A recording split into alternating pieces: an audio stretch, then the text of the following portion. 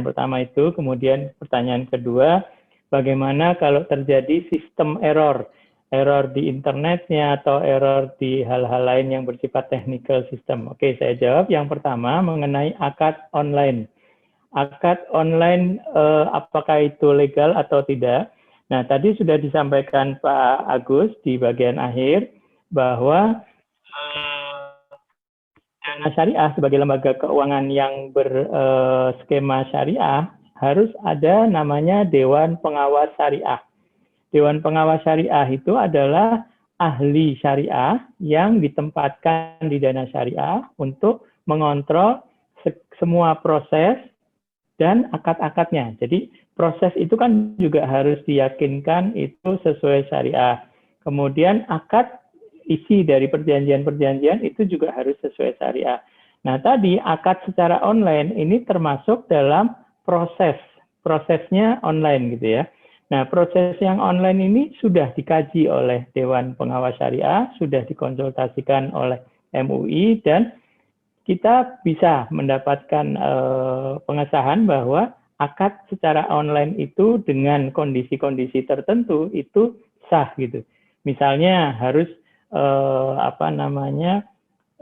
ada peluang bagi penandatangan atau si pemilik dana ini menyatakan ya atau tidak dalam satu majelis, yang secara teknis agak detail ya, tapi intinya proses itu dijaga supaya sesuai syariah, dan itu diawasi oleh Dewan Pengawas Syariah.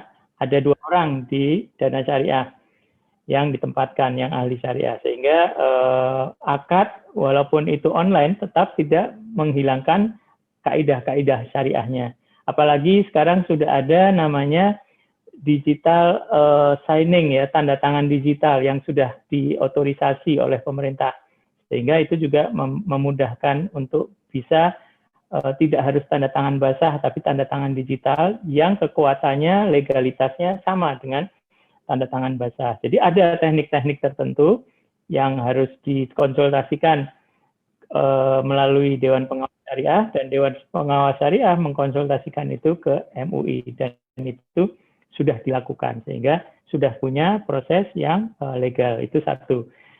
Kemudian pertanyaan kedua tadi, bagaimana kalau sistemnya error? Sistem itu mungkin kita sudah memasukkan dana, kemudian sistem itu error ya, internetnya mati atau tidak bisa diakses dan lain-lain.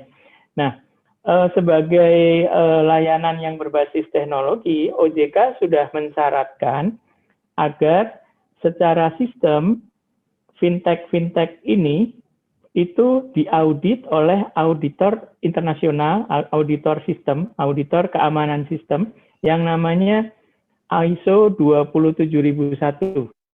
Jadi itu auditor sistem keamanan transaksi elektronik yang syarat-syaratnya dan ketentuannya luar biasa susah dipenuhi, karena ini untuk menjamin keamanan transaksi, keamanan data, dan keamanan uang dari yang dimediasi oleh Dana Syariah sebagai fintech.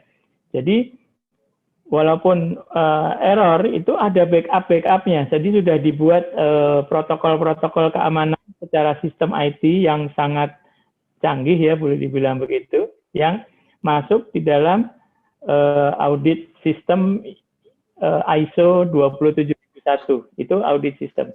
Nah, Dana Syariah alhamdulillah sudah mendapatkan sertifikasi itu. Untuk bisa mendapatkan sertifikasi itu prosesnya cukup lama, sampai 1 tahun, karena kita disyaratkan untuk memperbaiki segala hal.